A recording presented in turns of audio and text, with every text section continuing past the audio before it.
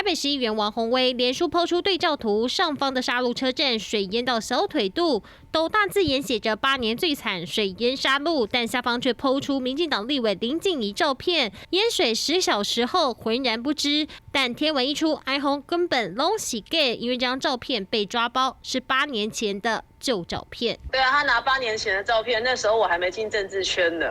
一下飞机，我变成台中市市长，感觉蛮奇怪的。那其实我觉得王宏威议员事实上就是见猎欣喜啦。被抓包误用照片之后，王宏威连忙换上新的图，但被批不关心淹水灾情的林静怡，即便人前往瑞士出席跨党派 WHA 视导团，但依旧心系选区，陆续出示好几张地区社团的灾情回报截图。民进党也开酸王宏威抹黑造谣，更呼吁应该向台中市民致歉。就连在地议员也批蔡锦昌已经在海线协助调度抽水机半天了，卢市长还不来，海线关心才离谱。PO 照